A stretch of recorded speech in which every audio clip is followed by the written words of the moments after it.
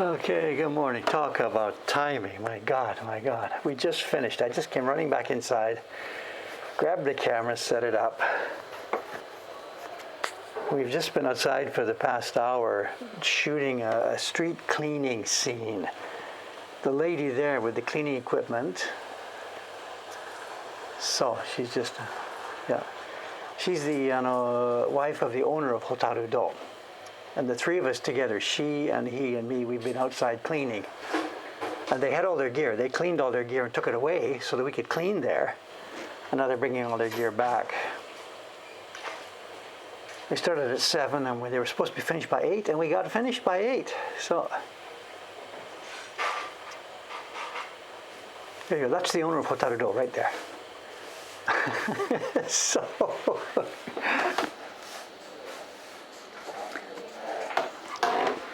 let me just go and say good morning to him. I'll be back in a second. Let me just go and say good morning to him here. Hang on a sec. So the owner of the shop gets his little cameo.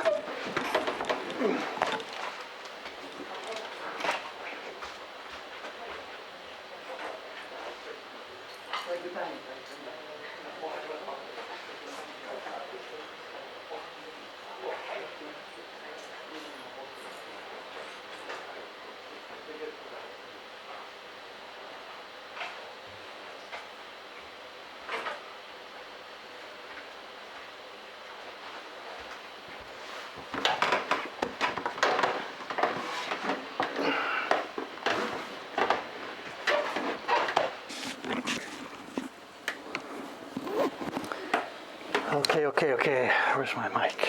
Glasses.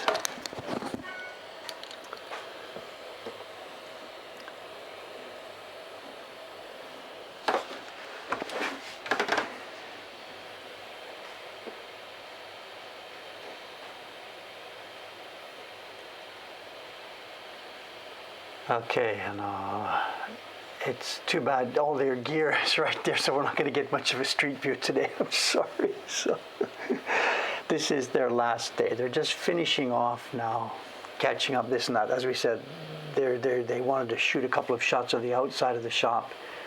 That's probably what they're going to be doing now for the rest of the time here. So unfortunately, all their gear gets parked right here. So we can't help that. There's the old bicycles, the old pre-war bicycles that they've been using in the film. The film itself is not set in the old time. The film is set in contemporary Tokyo. So in the film, people have been wearing masks. We had masks on when we did the street scene this morning. And if a modern car drives by, it's not a problem, because the core of the film is modern Tokyo. But the people in the antique shop are people who lived back in the old time. You can see her clothes. She's got old-fashioned clothes. The bicycles are old. And those people are living in a time slip in their antique shop, as this couple is in real life.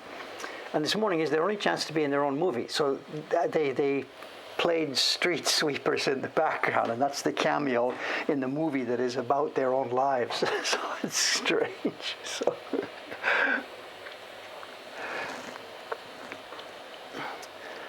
no, the street was clean. In fact, this morning, but the first thing we had to do was we had to throw a bunch of leaves and garbage out on the street to get it dirty, and then we had to clean them up again. So, but I'm almost certain the shots of me in there are not going to be in this thing. I wouldn't have suggested myself to be in it, but they say, come on, you've been part of this. Let's go. So what happened was funny. We started about 7:30, and high start, and we all posed where they wanted us. We cleaned up our leaves and stuff like that. Hi, do it again, please. We throw our leaves back on the street, then we clean up our leaves again.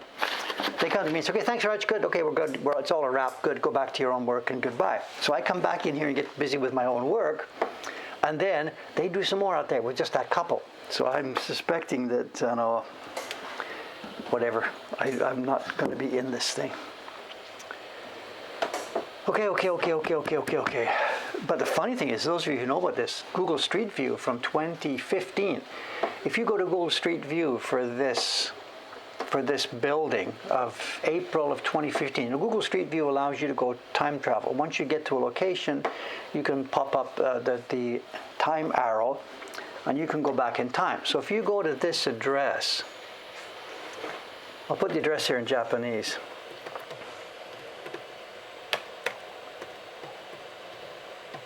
Oops, if I can spell it right.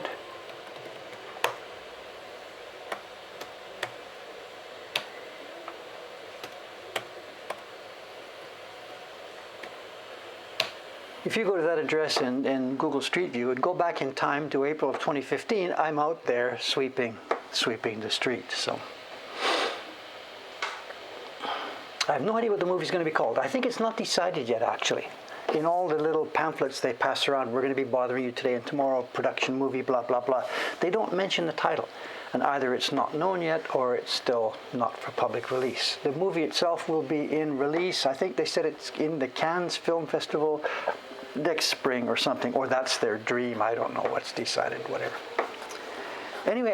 Okay, today's stream is, we're going to be continuing the carving because I still haven't finished this block. So we're going to be keeping going on the carving that we started the other day. Then we have a show and tell. I've got to repeat a tiny bit of show and tell from yesterday, and then we have a new show and tell. If you can remind me at the appropriate time. And we have a package to open. Not jeans this time. So cute. I think she's probably listening this morning.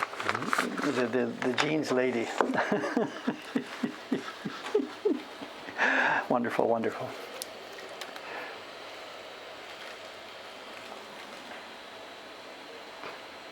No, the package this morning, I know who the lady is. This is my granddaughter. It's my granddaughter, and I guess she needed some help to get the stamps on the package. So we'll do that at show and tell. I have no idea what my granddaughter is sending me. Paper is out. There's two today. Ishikawa-san, who came just a few minutes ago, she's working on some cranes. Everybody's going to be working on cranes. Ishikawa-san this morning, and then also Suga-san is working here this morning. She's upstairs, and all the paper came out. I did take the paper out. Miss Evergreens.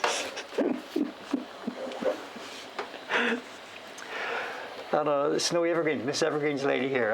Cameron and I were back and forth an email late last night and early this morning. He's in a non-sleep mode right now because he's getting ready for his travel. He's in a non-sleep mode, and we're trying to get all the old subscription customers into a brand new database because the new software has to work with Cameron from overseas. And we're partway through it.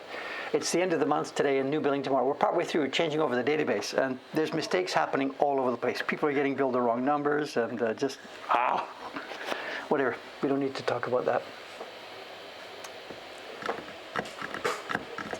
It's the orchestra setting up outside. I wish. Okay. Enough. Let's get some work done here. I'm almost even punch drunk. There's so much going on right now. The movie is nothing to us, but our own world here is so busy right now. We put out that email the other day, and my God, we knew there was going to be some reaction to it. But, give me a break. Well, we get what we wanted, but when it rains, what's the expression? When it rains, it pours. Just give me a bit of light rain, when it rains, it pours, and that's happening tomorrow too. I guess you've seen the news. We are getting hit tomorrow. Not getting hit. It's a what do you call it? A blow by. It's a typhoon coming close to Tokyo tomorrow, but it's not going to hit us. That's why these movie people, they've been frantically trying to get this thing all wrapped up because they can see the weather reports. They know the typhoon is coming, and they can see the weather reports. So. Focus. I think we're okay to show.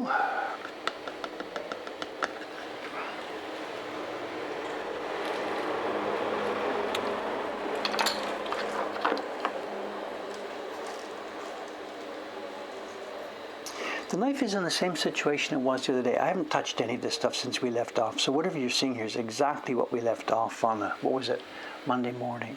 And we had just broken the very tip of the knife, and I am going to leave it because it's in no way a negative here.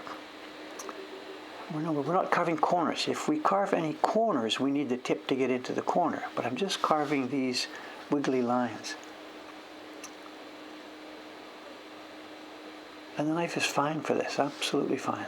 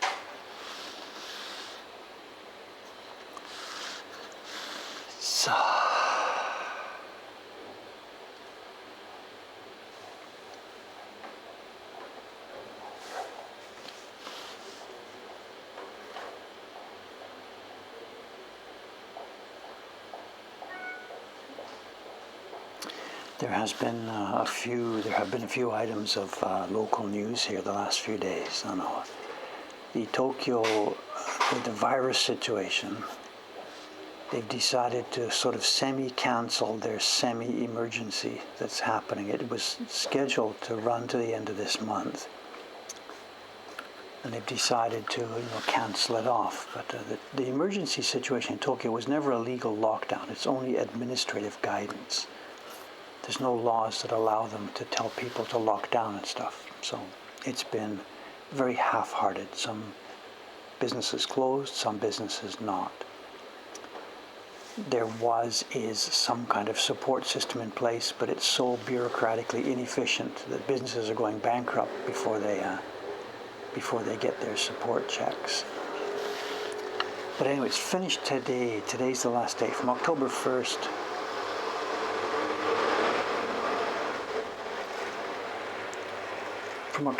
the restaurants, bars are like, do what you want. So lots of them now, I've seen today and yesterday and today, a lot of the local bars that have been closed, they're cleaning today. They've got their windows open, they're, cleaning crews in, and they've been closed for 4, 5, 6 weeks. And they'll be opening tomorrow. And of course, we'll see the next wave of virus. The 6th wave will start, of course, because now that it's opening up again. So. But as part of that, I heard news. The Kaicho-san, the boss of the little district here, the street district, he stopped me the other day. I was on the way, yesterday, 2 days ago, he stopped me as I was on the way to the post office. He said, have you heard the news? Have you heard the news? And I'm like, whenever he says this, of course, there's only one thing to say. It's, no, what's going on? What's going on, And he said, it's the hot dog place. So he had news about the hot dog place, which is down the street here. And they have been, they seem to be doing okay from the outside. There's sort of always people around, but they have clearly been hit hard by the lack of people walking by. Before, there was just a lineup there all the time, all day long, plus a never-ending stream of bicycles coming to pick up stuff for delivery, Uber and whatever. And it's been quiet for them the past few months. And he said, yeah, they've come to the end of their rope, he said. So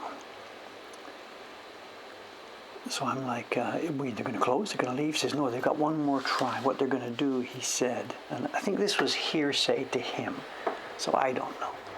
He said, what they're going to try is they're going to open up on the 2nd floor a pub, the word izakaya, a place to drink sake and eat grilled chicken and stuff like this, whatever. He says they're going to turn the 2nd floor upstairs into a pub. And I don't know, I didn't quite understand his full conversation. He mumbles a lot, this guy. He's older Japanese and he's got no teeth, and it's difficult to understand sometimes. So I don't know if the 1st floor is going to stay what it is as a hot dog place, or whether the whole place is turning into a pub. I don't know.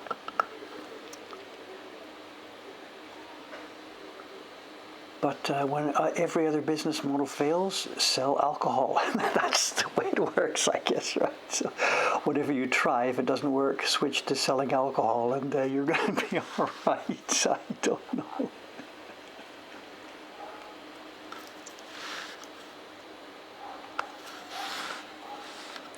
And I've got no idea when that takes place. It's the end of the month right now, so maybe we will see construction tomorrow. I have no idea what's going to be happening there.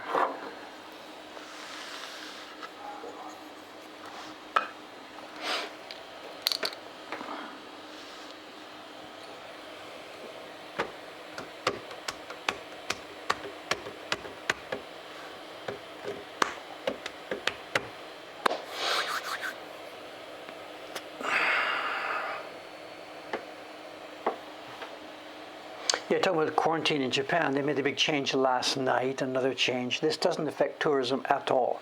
All the changes that were reported in the last couple of days on the Japanese quarantine rules are for returning Japanese people or returning residents, people like me if I go out and come back in. They are still not changing the rules on who is allowed to come back in. So there's still no tourists.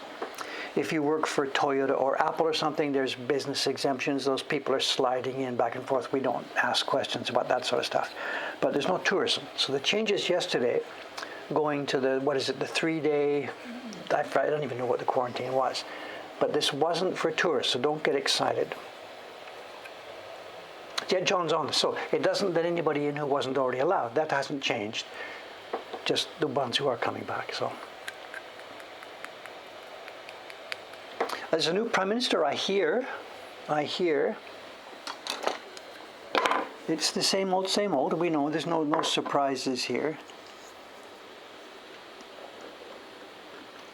And I'm of two minds about this. I don't know.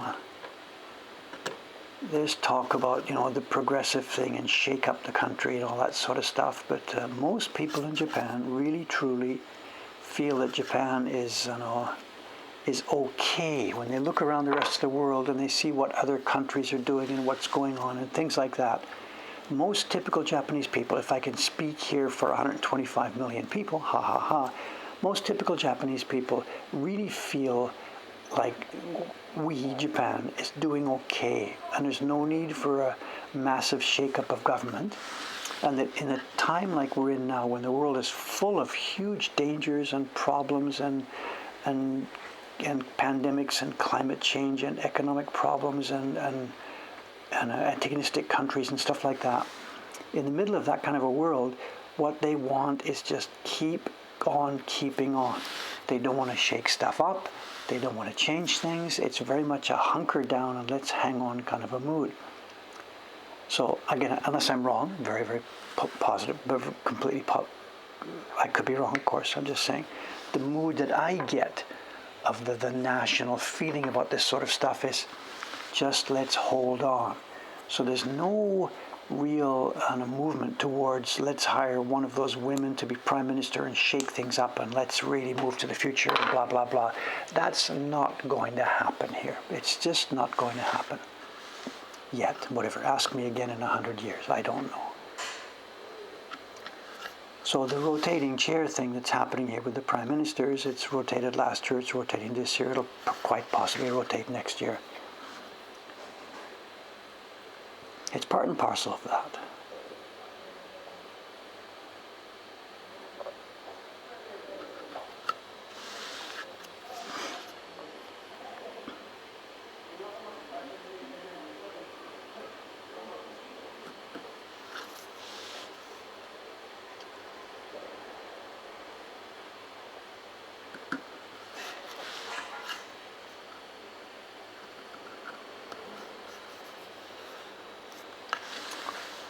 Anybody who's been, read the comments on the political magazines and the newspapers and stuff, and there were 4 candidates this time round. This is all internal politics. This is not a public election. There were 4 candidates inside the LDP party, 2 men and 2 women, and this is the first time there's been that kind of a chance for women. But absolutely not one person in this country would have even had the slightest thought that one of those 2 ladies would get the job this time around. It's just not going to happen. Neither of them were candidates who could win an election.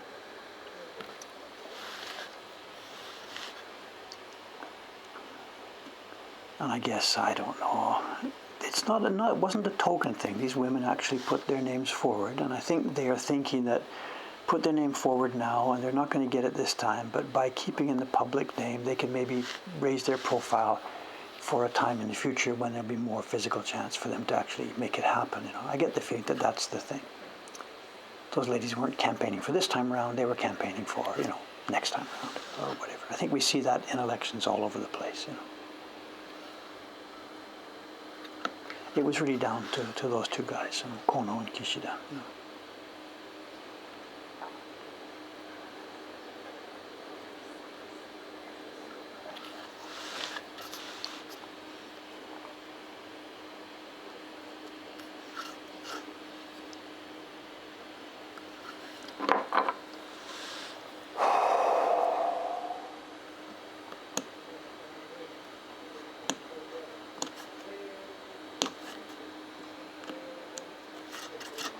Trying to relax here. It's been a real bata couple of days here, just running around.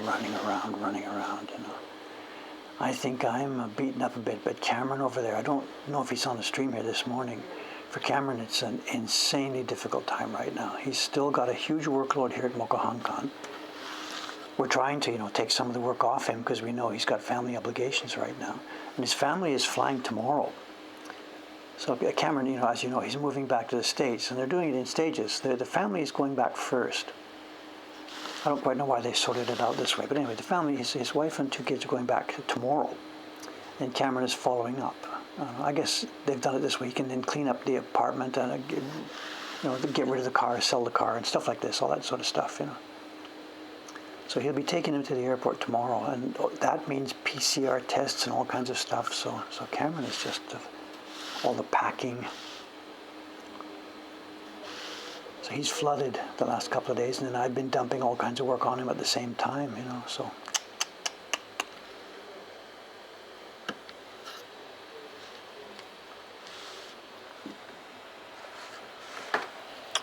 Are we visible here? You can see what's going on. We're leaving the black lines. This is going to be a pattern inside a flower.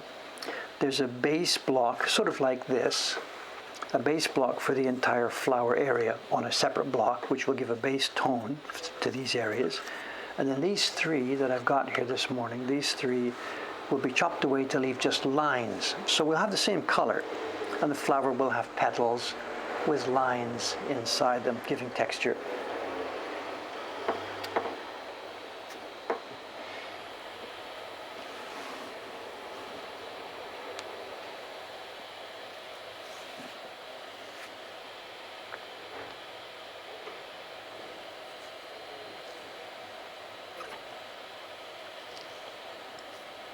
Boy, I don't know about that. People talk about the women, the female candidates in the election. I don't know. I really don't know about that.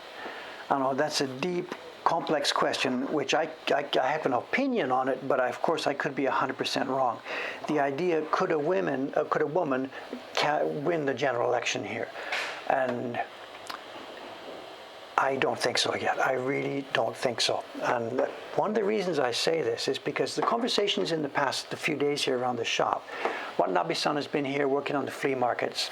She's a sharp young woman. I don't know what age, half my age or so. She's a sharp young woman. Upstairs, Ishikawa-san, who's there today. She's closer to my age, but she's also intelligent, active, open to political ideas and stuff like this. The lady who I'm sort of girlfriend with, Sadako-san, I'm chatting with her on Skype the other day. So the point I'm getting is, in the past few days, I've talked to 3 women about this topic, about the Prime Minister, about these 2 women candidates who are going into the LDP and stuff like this. And all 3 of the women who I've spoken to, and these are women who are alert and active and knowledgeable about these topics, they all say they would not have voted. If this was a general election, they would not vote for either of those women. These are women speaking, alert, active, knowledgeable women. And they said they would not vote. And I'm like, it's the chance. What do you mean, the chance of the century? Get a woman Prime Minister. And they said, and they meant not that woman or that woman. They meant the idea of a woman Prime Minister. So there's a bigger, wider dynamic in play here. And I don't know, the pollers go out and stick a microphone in somebody's face and say, who would you vote for and stuff like this. But there is a huge groundswell in the back here that a lot of Japanese women do not feel like a Japanese woman should be Prime Minister here. There's really, I'm just sort of reporting the kind of things that I hear, I'm not revealing people's politics at all. I'm not talking about anything secret or private that I shouldn't say. I'm speaking in general terms. My knowledge of Japanese women, the type of Japanese woman that I come into contact with, those women are not so happy with the idea about a woman being involved in the world of Japanese politics or being an efficient and able leader. And I didn't interview them deeply about this, but going further, it would probably come to the idea they don't think such a person could be an effective leader. And that's not saying that the women are incompetent. It's saying the most competent woman in the world might sit there in the Prime Minister's chair and say, let's do this and let's do that. But if nothing happens, so you see my point, Vivid KP said, no woman at all. And this was their point, that it's not that the women are incompetent. That's not what I'm trying to say. It's that no matter how smart or bright or gloriously intelligent you are sitting in the Prime Minister's chair, if you're a woman, the bureaucracy is going to say, yeah, like, tell me another one, or whatever, this kind of story. So they didn't feel that it was a good idea or even possible for, in contemporary Japan, for a woman to govern the country. And these are women I'm speaking to.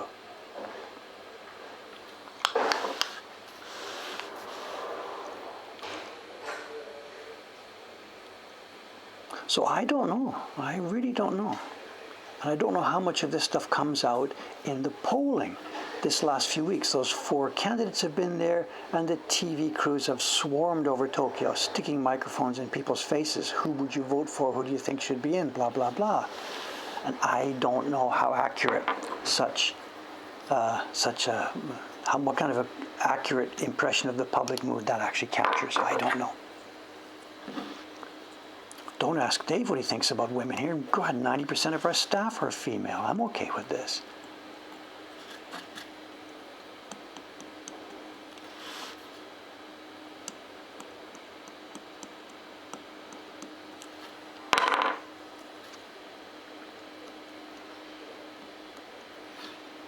Doesn't want to come up. Hi.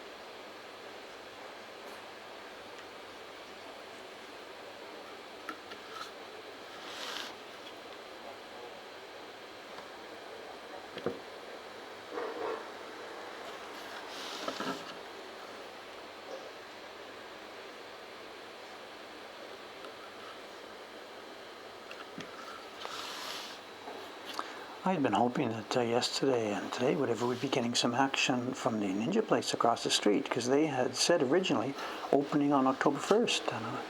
But for a couple of days now, I haven't seen anybody there.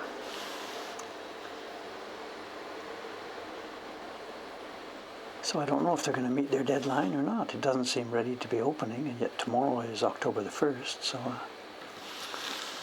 maybe they're going to have a busy day today, I don't know.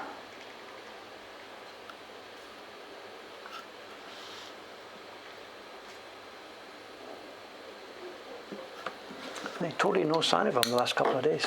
Even now today, the Ninja place is nobody around yet, so No idea what their plans are. So.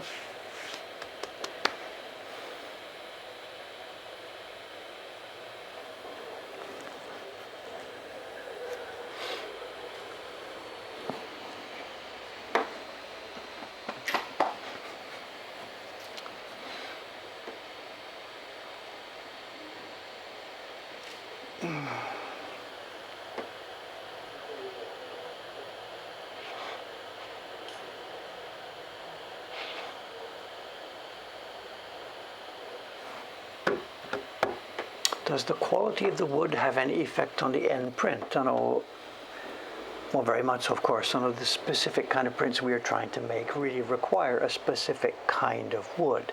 Wood of a certain density, a certain hardness, a certain longevity, the ability to wick in moisture to a certain level. All of these things are very important to how we do printing. And this is why we have stuck with just one type of wood. Japanese cherry has become the go-to wood if we want a specific type of result in the print. So wood is critical for us, absolutely critical, absolutely. So, good question. How do you know there are no ninjas there? Chocolate egg to this gentleman. Okay. Very good, very good. You get me there. You get me there.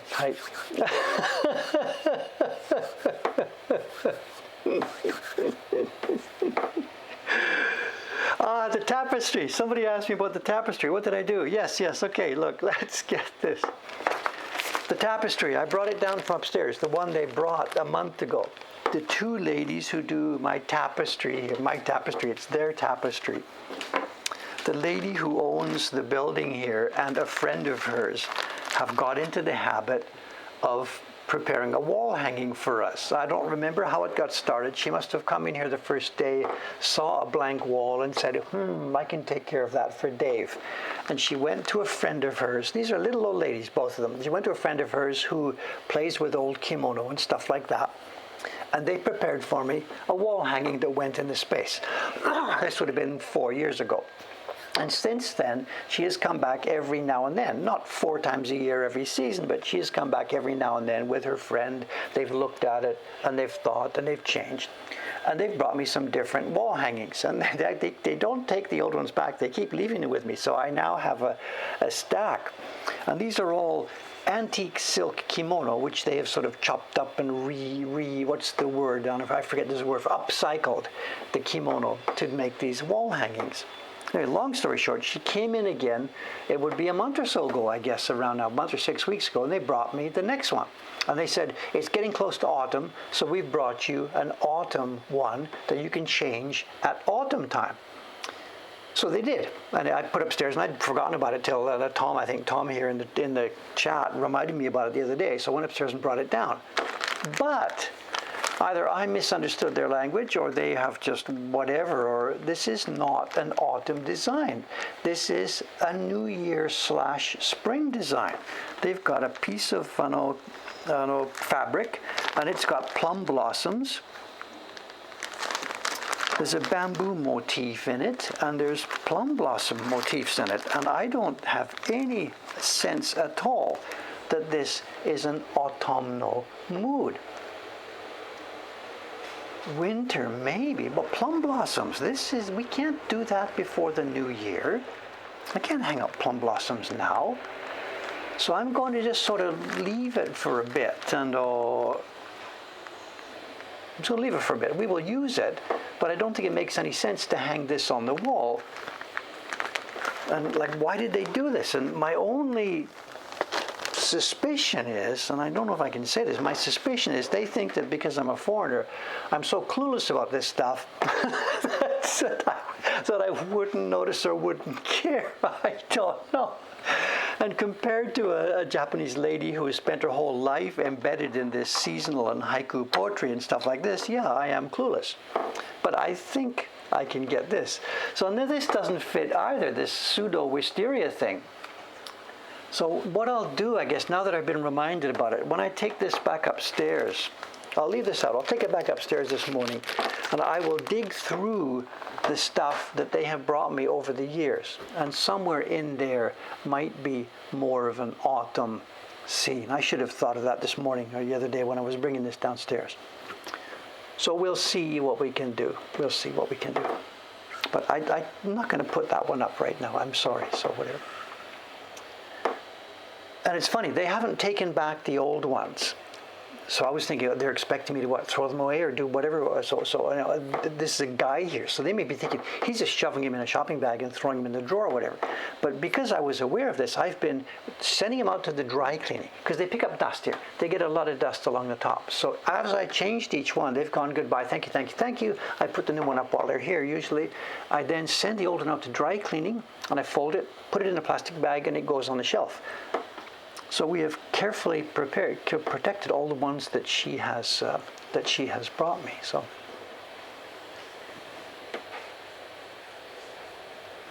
used kimono fabric, it's everywhere. There's a shop along the street here which has, my God, if it was in the middle of New York or something, they would sell out to the walls every day. Because here it's in Tokyo, nobody wants this stuff. It's full of antique fabric, and like it's $1 a piece and $2 a piece, and these are all old kimono.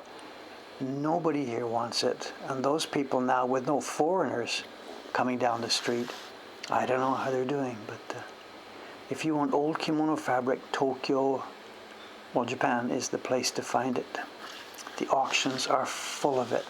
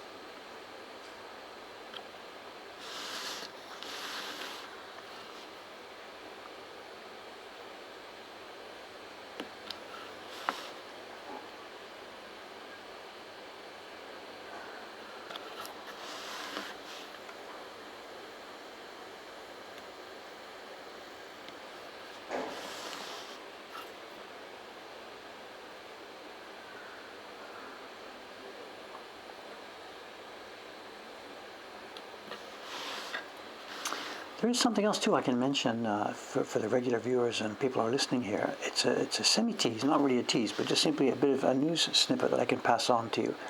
And over the past couple of months, I've been struggling very much with trying to get a concept ready for next year's subscription series. And there's been different ideas on the table, and we've actually tried to make some sample, not woodblock prints yet, but some sample work of different concept ideas for next year.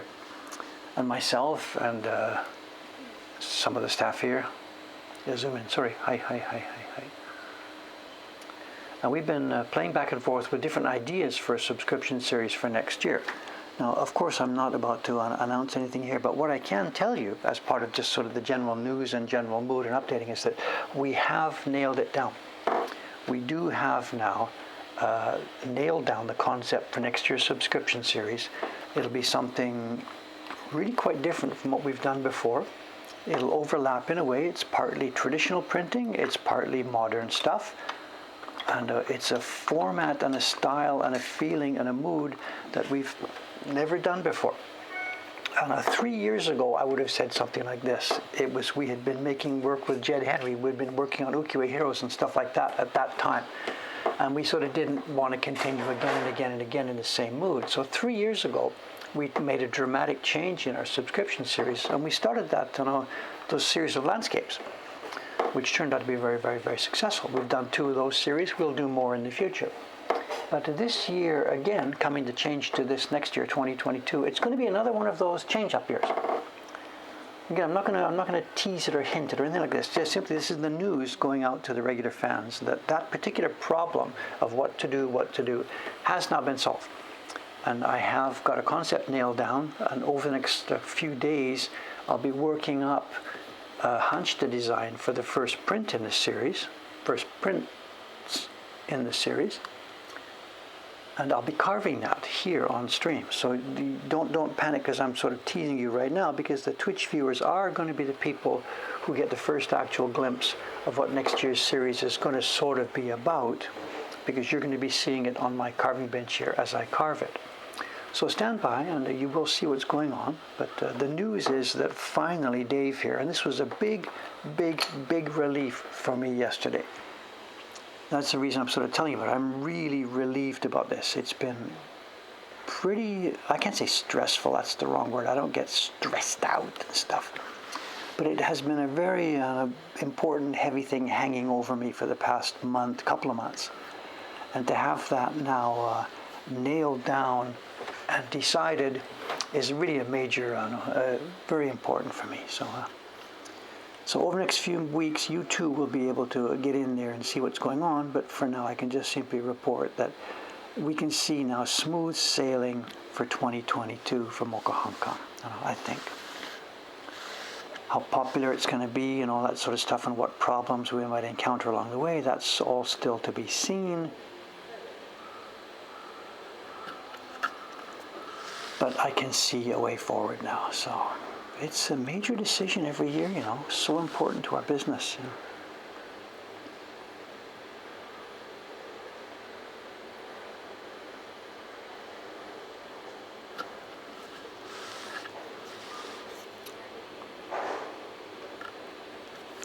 And no, it's not ninjas.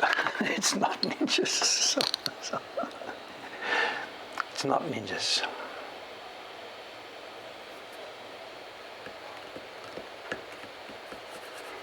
No, I'm not teasing. I mean, if I didn't tell you any news, what can I do here, Please don't shoot at me for teasing. I'm trying to just keep you up to date with what's going on. I think there's teasing and there's teasing, and,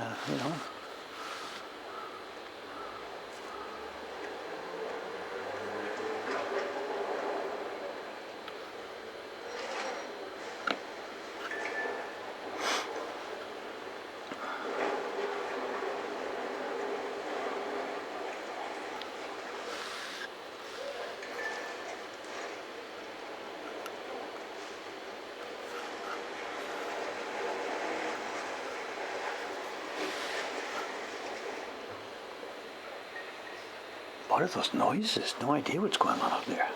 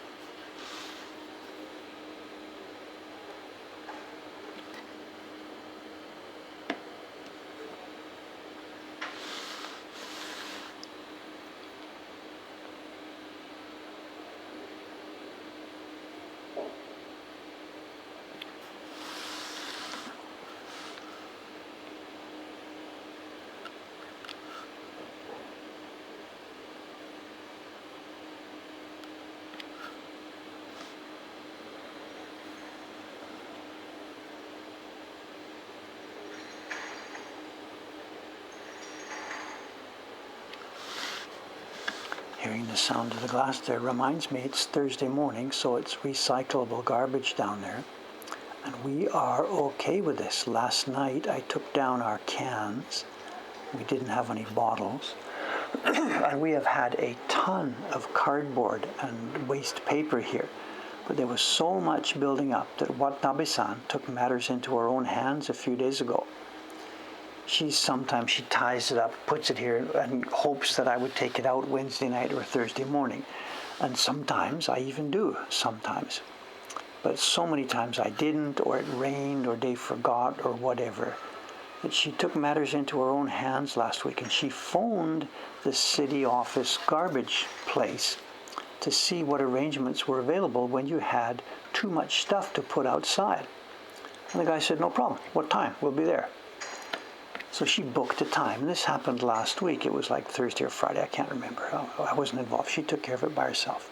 She booked a time, and she and Yamada-san wrapped up everything they could find from the first floor, second floor, third floor. They wrapped up old cardboard boxes, old print folders we don't use, and just every bit of scrap paper and old newspaper and whatever. They separated it and brought it down to the entranceway here. The truck came at whatever time it came. The guy had a scale, weigh scale, 70 kilograms, bang, $15. They paid him. He threw it in the truck, bang. So it's now pretty clean here. It's actually starting to build up again because a week has gone by. But so she took care of this. So today we're clean. I took the cans out. There are no bottles. The waste paper, the zatsugami, is now gone.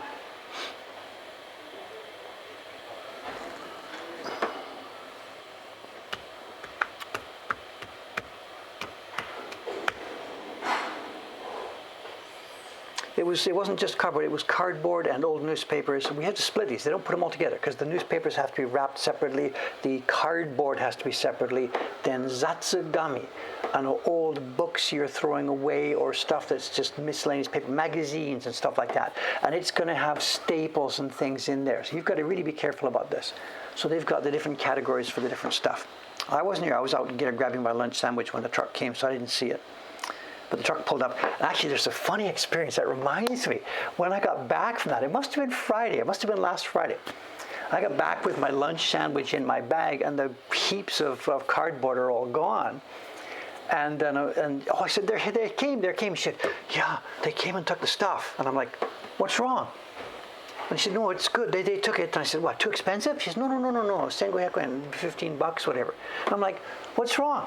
And her face was really kind of funny, kind of strange, you know. I said, what happened? Tell me. She says, and she held up her hand to me, and she made the gesture like this, and she said, he was missing half his little finger.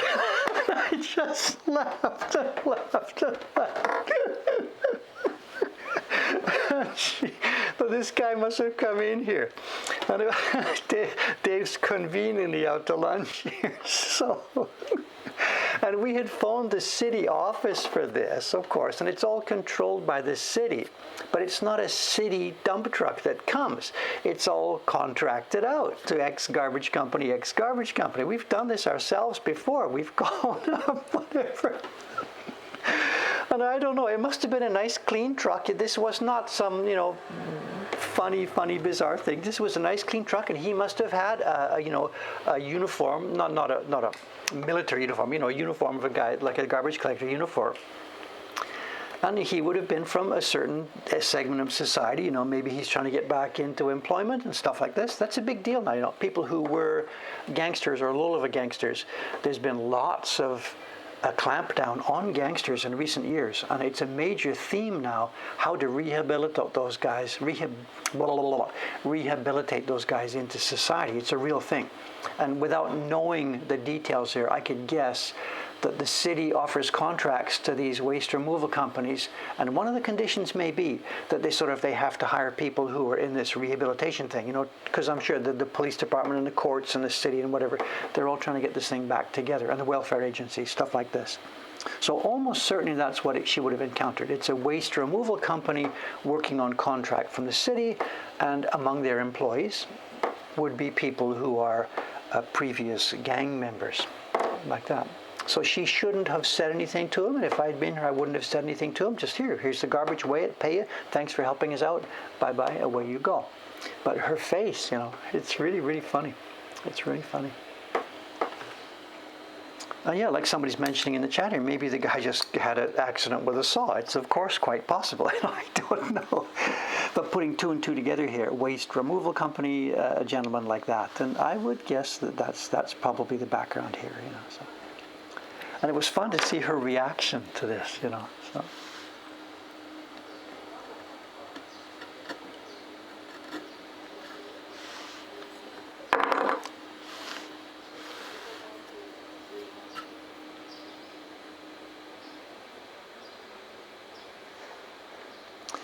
Also, too, in the news the other day, to show there was big gangster news. This has nothing to do with us whatsoever. This is happening, I think, down in Kyushu.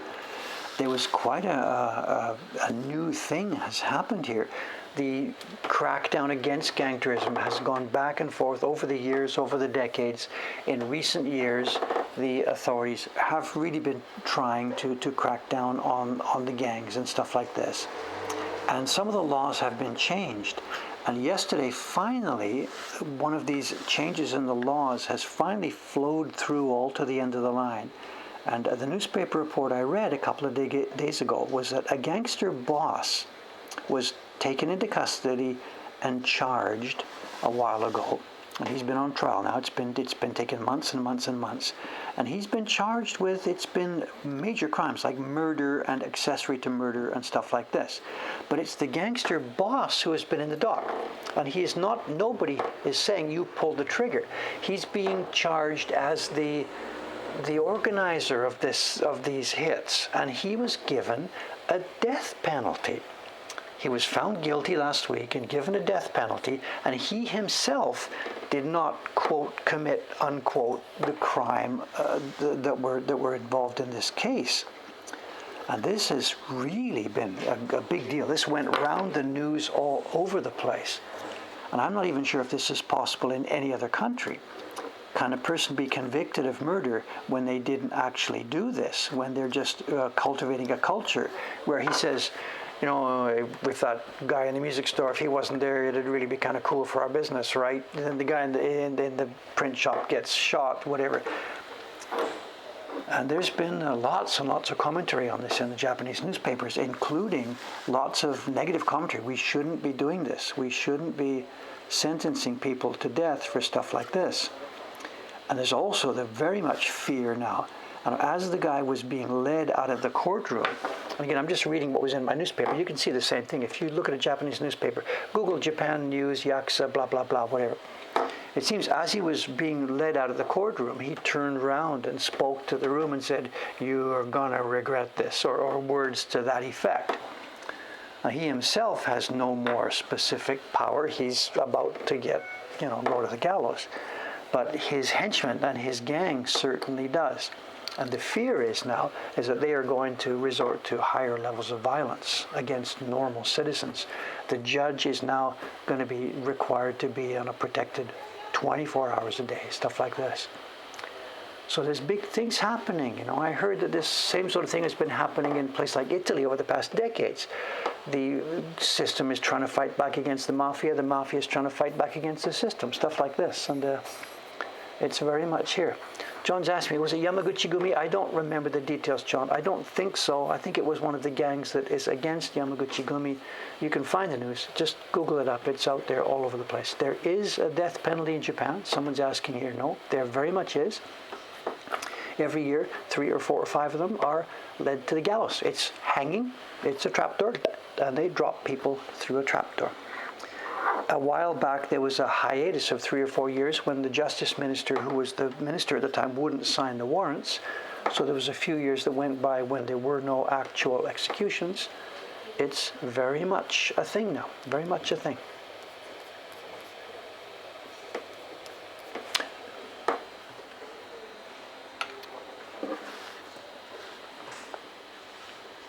Someone's saying, they hang people, they do indeed. I know, they do indeed.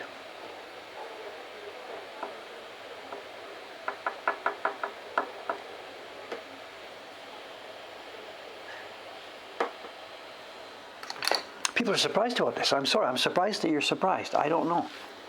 Japan is a death penalty country, and they do it by hanging. And there's lots of documentation. You can just, whatever, you can read stories about this all over the place, you know.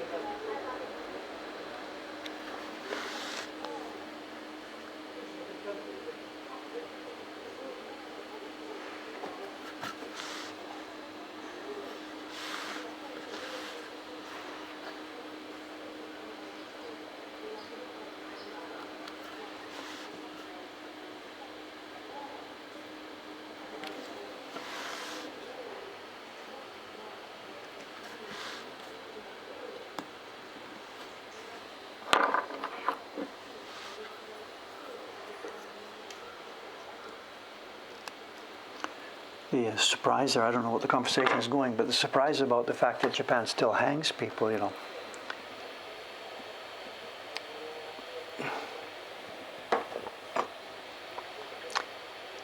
Sometime, I don't know, when I came to Japan, I've been here 35 years now, so somewhere in the early years, the first 5 years, 10 years, whatever, I don't have any idea. I didn't know much about this country, whatever. And at some point, I would have been talking to a Japanese person about something, whatever, and this conversation did come up. And this person, the Japanese person I was speaking to, again, this is 20, 25 years ago, he mentioned that, you know, we have hanging here. And Dave is stunned that Japan, what? You hang people here? You know, whatever. And he said, well, this isn't our idea. This is after the war. The Americans and Brits, whatever, they set up this trial system. They, I know, had trials, semi-legitimate trials or fake trials, kangaroo courts, real courts, whatever. And they hung all the guys from the war. It's your idea. He's looking at me and I'm like, well, not my idea, but whatever. So there's definitely that kind of a mood that, you know, this is not something strange. This is something that lots of other countries do as well. So whether they still do it or not, I don't know. But my guess is that if you asked a random Japanese person across out on the street here, you know, how do Japanese people do this? They do by hanging. Do you think that's strange? Same as everywhere else, isn't it? You know? So I don't know.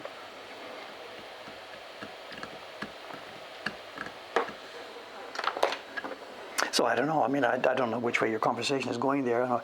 If Dave were running the world, I don't know. It's an interesting question. Should there be such a thing as a death penalty? I don't know. This is individual. You know, there's going to be half and half here, whatever. Some people don't think there should be a death penalty. Some people think there should be. I don't really have a hard and fast feeling on it myself. One thing I do think, though, when you think about such a thing as a death penalty, or here in Japan, there's a room where guys, what about the people who work there? There are people who came out of high school, college, got a job in a public office, got transferred to the prison division, worked here, worked there, got transferred to that division, and all of a sudden this guy comes to work one day, and he's supposed to be the guy who pulls the lever for this thing. And he was just a guy who got a job with a city office and blah, blah, blah, blah, blah, blah. If we have such a thing as a death penalty, we have to understand that there are going to be members of society we're going to have to ask to pull that lever, to kill people. So for me, when you think, should there be such a thing as a death penalty, I'm sort of backing away from the fact that should we kill people, I'm backing away and thinking, I can't imagine having a system where I have to ask one of my employees to do this, which is what you have as a country. You're the prime minister, you're the justice minister, you sign the warrant. Maybe that's the way to do this. If you had a system where the justice minister, or whatever you call it in your country, if the justice minister not only signed the warrant, but had to get in his car and go down there at 7 o'clock in the morning and pull the frickin' lever. If you made it a situation where the individual people, the judge, the jurors who said guilty, the judge who said bang, guilty, death, the justice minister, if those people had to gather in that room and collectively pull the lever or press the button, then maybe I could be in line with the death penalty. Because then I would understand that that person, that horrible person, must have done something so bad, so awful, so terrible, that normal members of society, as part of their normal job, would be willing to cooperate in removing him from this planet. Maybe something like that I could go along with. But a system where the justice minister signs, says, yep, okay, bang, hammer, judge, guilty, away you go. And then some poor schmuck who went to work at 7 o'clock in the morning, some poor schmuck in the prison chain has to pull that lever, and then somebody else has to pick up the body. No thanks. No thanks. If the people who made the decision had to actually do the job, then and only then would I be on board with having a death penalty. Imagine, you know the system. You could get picked for jury duty. You're in there. There it is. He's done this horrible thing. You convict him, and you have to go and pull the lever. Given that situation, would you want the death penalty in your country?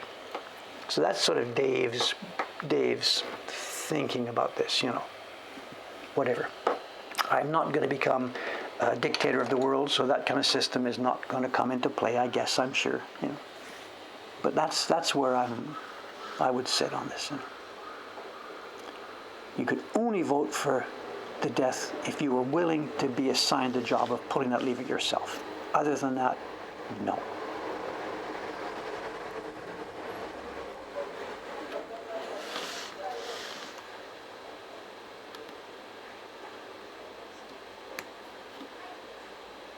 This is supposed to be a channel about woodblock printmaking. My God.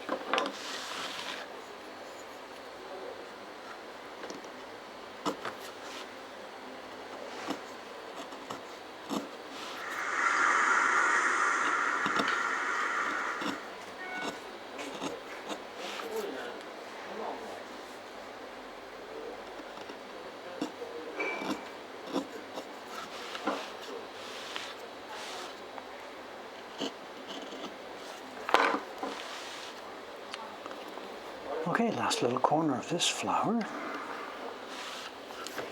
Oops.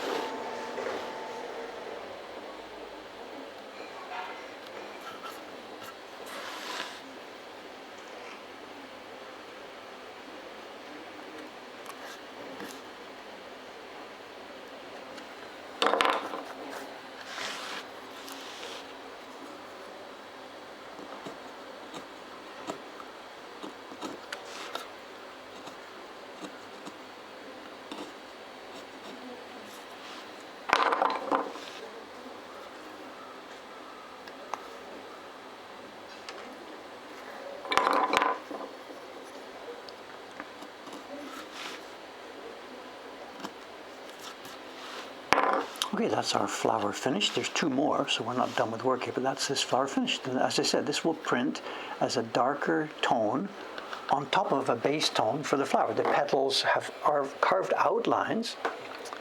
Then there will be a base tone for the flower, and then these ridges will print.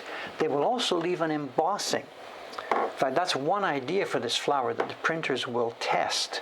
They will print the base tone on the flower lightly. Then they will print this block on top of it, just karazuri, empty bossing with these ridges. So the flower could be a light toned flower with ridges embossed in it. So they will test that version. Then they will also test another version by putting pigment on here and seeing what it looks like that way. So I haven't made the call yet. I have no idea what it will be. We're carving this set of blocks to do the work generally. And which version they will use, I don't have any idea. We had the same situation with the rabbits print. We just finished now. It's now on its way out to collectors all over the world. Oh no, it will be tomorrow. It's left from here to Ome. From tomorrow it'll be sending out. We had a karazuri effect on the waves on the rabbit print, and we weren't sure whether it would be empty embossing or whether we'd be printing a wave shape. And we tried different ways to do this, and we found an interesting way to do it. We printed the embossing in reverse. How do I explain that? Okay, imagine this. We've got two blocks here. One is a base tone for this flower, and then one is the ridges for the flower. So method A, print the base tone, then on top of the base tone, emboss ridges into it. So the flower would be all the same color, but some of it would be bumpy, embossed, debossed. Method B is, before you print the base tone, come to the embossing block and print this first. So the paper now has ridges in it. It's embossed, debossed. Then you go to your base tone block and lightly print it. And that means, because the embossing is there, the pigment doesn't get into the lines. So the lines are left white. So you've then got a flower, which is a pale pink or whatever, with white little lines inside it. Or you can print your pale pink flower, come back and use dark pink on this one and print it. So the same two blocks give you lots and lots of different ways to do this. A flower with white petals inside, white veins inside, a flower with darker veins inside, and they both come from the same block. We don't have to cut a positive block and a negative block. We can use it the same way here. We'll see. That's going to happen at printing testing time in a few days from now. It was supposed to start this week, but I was supposed to have these ready last week, but we got sidetracked by cranes. The orders that started pouring in for cranes wiped us out, so we put this aside for a while because this is November's print. We have lots of time still to do this. We put it aside and switched to cranes.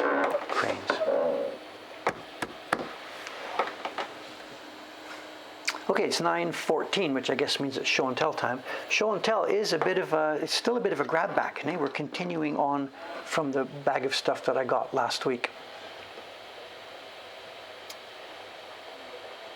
Before we do the show and tell, what are they doing outside? They're just, nothing really going on. I guess they're just cleaning up, shooting the last few things. No, I don't see any camera work. I think they're just cleaning up now. Yeah, they're bowing to each other. People are leaving. I think they are done. I think they are done. Yeah, the crew is leaving bit by bit. We heard that last night.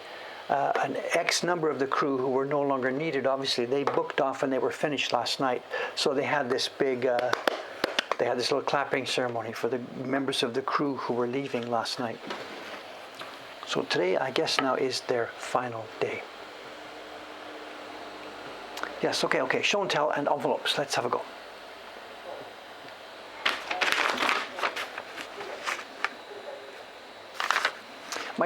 My granddaughter. Let's have a look. How do we do this?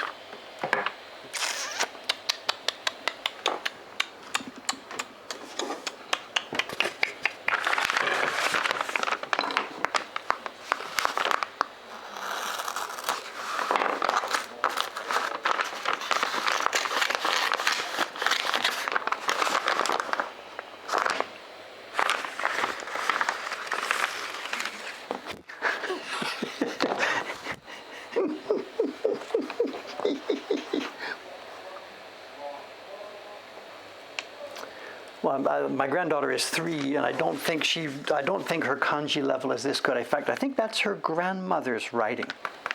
It's not her mother. I think it's my granddaughter's grandmother's writing, which means my ex-wife.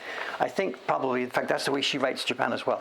So I think my granddaughter must have been on a visit with her mother, her grandmother, my ex-wife, and they had the idea, let's make something for Granddad. So this actually is a little token from my ex-wife over in Canada, I guess. Clara-chan, she is now 3-something, kinda. She's 3. And I don't have a fridge. Well, I do have a fridge back in Ome, but I'll tell you what, I'm going to hang this on the fridge door upstairs so the girls can see it. So, my daughter has been really good with this. She has been sending me movies, pictures. I guess my younger daughter, of course, she's mobile with a phone and stuff, and she has a Google account. So almost every day, not quite every day, almost every day, she uploads stuff to some Google thing, hits a button, I get a notification, and I go and see it. And I even see it, they're in the park doing stuff, and she sends me this while they're in the park. So this is so cool, When we had kids 35, 40 years ago, we had a camera, and every now and then we would get it developed once a month, and we sent pictures off to my parents. But now I get this stuff every day. From my second daughter. My older daughter didn't do this because she was not so internet hip. And when my grandsons were born, this is 15, 13 years ago, there wasn't maybe an iPhone didn't even exist 15 years ago. So I didn't get updated for my first couple of grandchildren, but I definitely did get updated, or am getting updated now, for the next 2 grandchildren. I have a granddaughter and a new grandson. So I have 4 grandchildren. My God, 4 grandchildren. Who am I?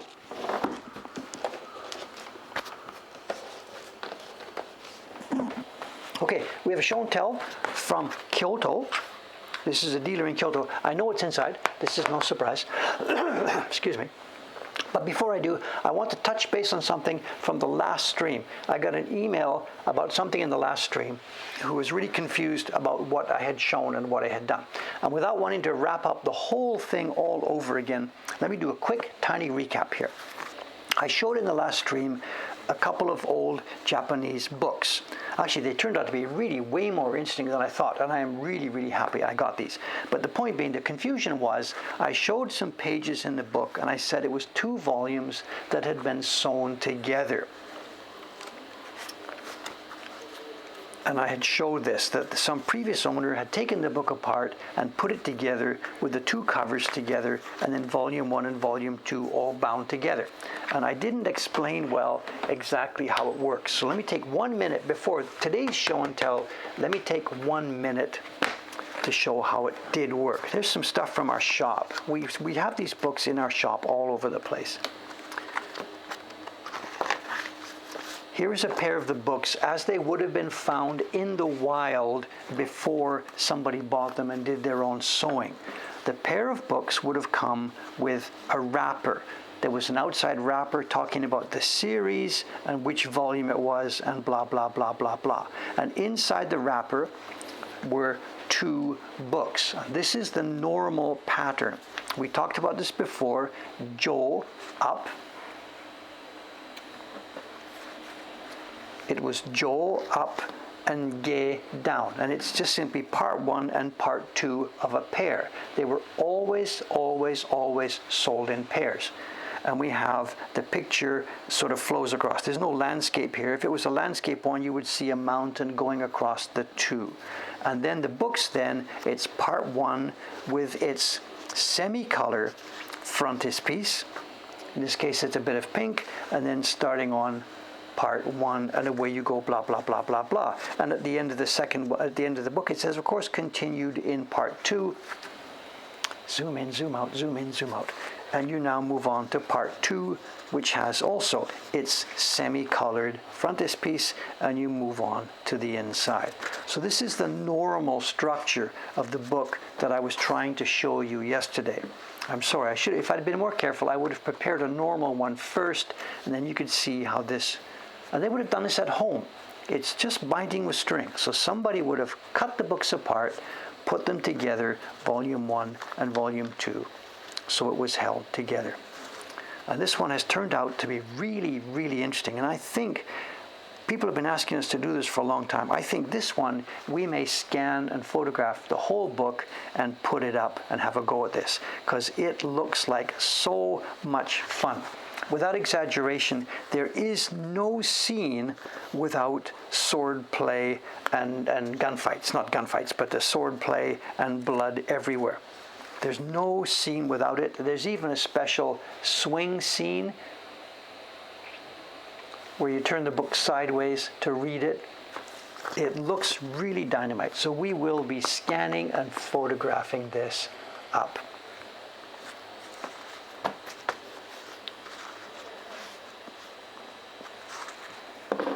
Anyway, that's not today's show and tell. Let's move on to today's show and tell.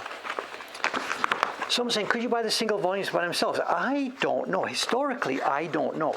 These days, yes, stuff comes up onto the market all over the place. We have single books here, we have doubles, we have full sets of 10, stuff like that. Back in the old days, I think what you're looking at here was the unit. It was the wrapper with Joge inside. I think that was the basic unit that the publisher sold. Over in the used book market, whatever, anything would have happened. But that was the basic unit.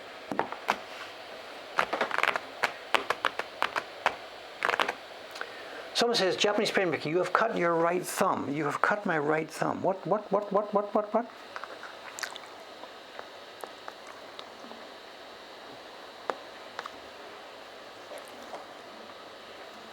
I don't know. Did I? Did I poke myself with my knife? I don't know. You guys know more about this than I do. So the translation, that's a different story. As I mentioned the other day, there are snippets here and there in different research books. Columbia University has a massive set of volumes with translations from Japanese literature of every different era. So some of these books have been translated a little bit, and you can get an indication of what it's like. And as I also mentioned the other day, though, don't get excited about a project, because what's the expression? The game is not worth the candle. Spend 10, 15, 20 years learning how to read that script, how to read Japanese. I'm going to translate one of these and open it to the world. It just is not going to be worth it. I'm sorry. Whatever.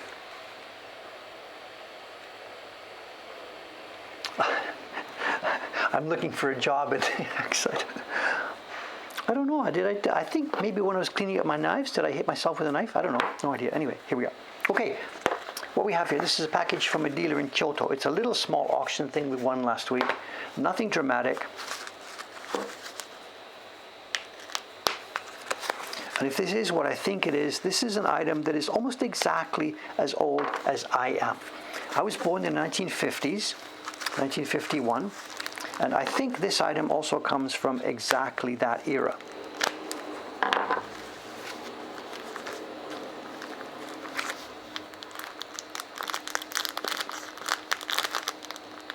We haven't seen any green tape for a while, have we?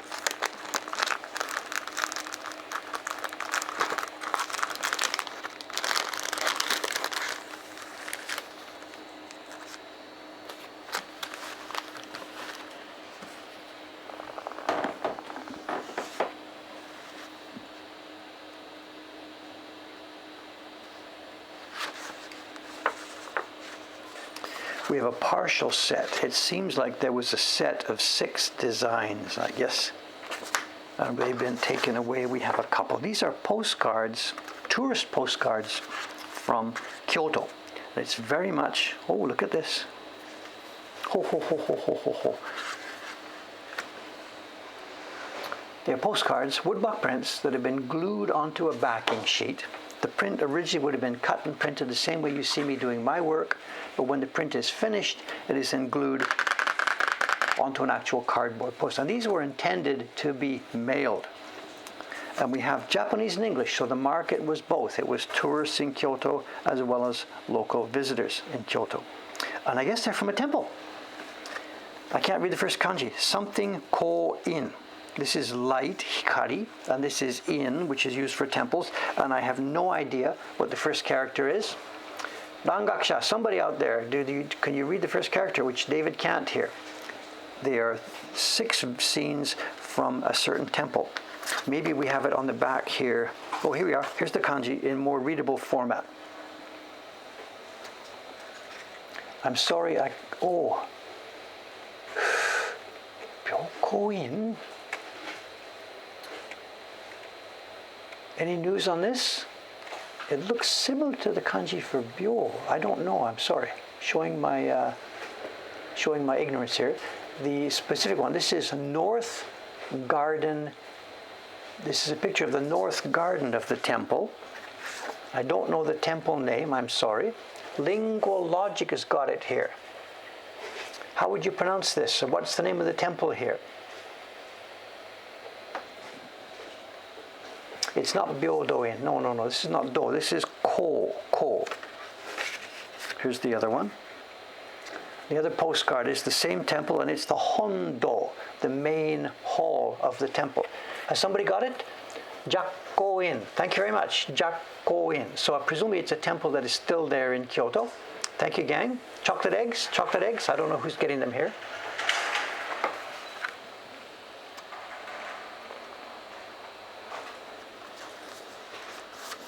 And the reason I thought it would be fun to look at these is this is a woodblock print, but if you didn't know that, if I didn't tell you anything about this, if you were just seeing this thing, if you got this postcard, it looks more like a watercolor. And this is not ukiyo-e in style at all. Ukiyo-e prints, there's an outline, and then you fill in the colors in generally flat color.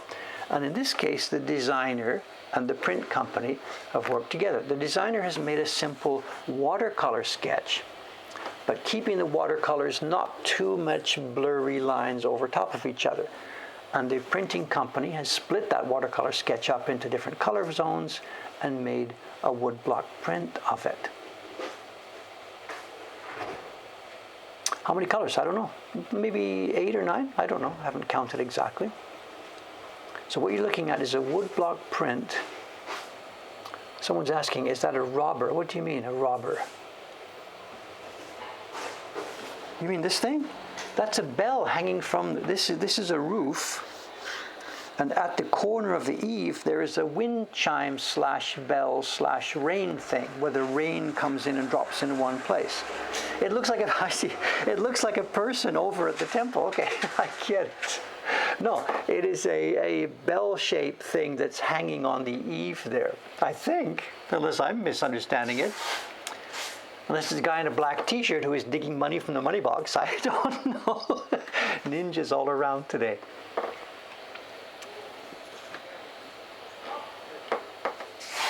Anyway, so what you're seeing is, as I said, it's a woodblock print reproduction of a watercolor painting.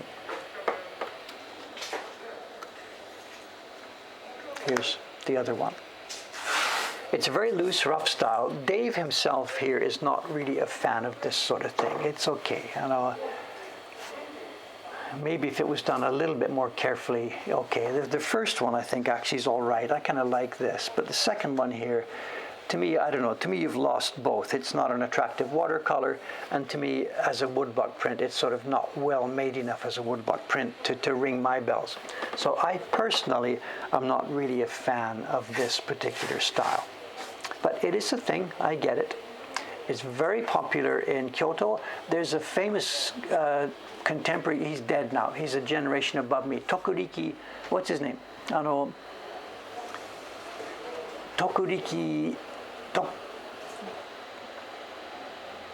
can't remember. Tokuriki something. He's gone. He had a workshop in Kyoto, and he's partly responsible for me actually being as a woodblock printer, because he published, or a book was published of his work in a little paperback book was published in English and spread around the world. I'm trying to remember his name. I can't remember his name. I'm sorry. Somebody's got it for me. Help me.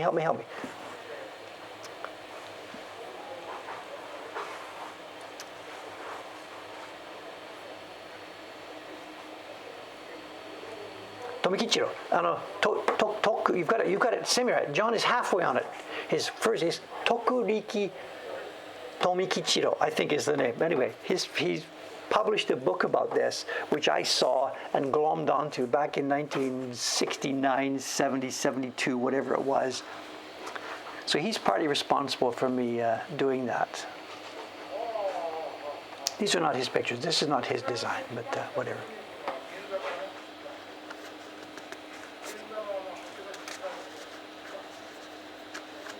And one idea actually would be to work with modern designers, to do this sort of thing. I don't like this Kyoto style on this, but the idea of getting a watercolor painting and turning it into woodblock prints, it's sort of okay. The classic example here in Japan, and I saw this on my first trip to Japan. There was a museum, it's gone now, called the Rikkar Museum. It was in Yurakucho. I stumbled on them one day, and they had an exhibition of one print. We've talked about this before. It was a reproduction of a Cézanne watercolor, and I think it was made by the Takahashi Kobo in the pre-war years. And it was X hundreds of blocks, and they had all the printing stages visible in this museum, and then at the end of the room they had the two things side by side, the Cézanne watercolor and the woodblock reproduction. And they didn't have them labeled, and you couldn't tell which one was which. So it can be done. I don't know. Whatever. Okay, here we are. We're out of this.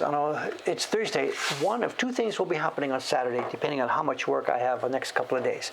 Either you will be seeing me continue to carve this flower petal pattern, or you may, it's a long shot, 2 days, it's a long shot. You may see me carving the first blocks for next year's series. If that doesn't happen Saturday, it'll be Monday or Thursday. It's coming now within the next few days. Work on next year's series is about to begin, with work carving the first print.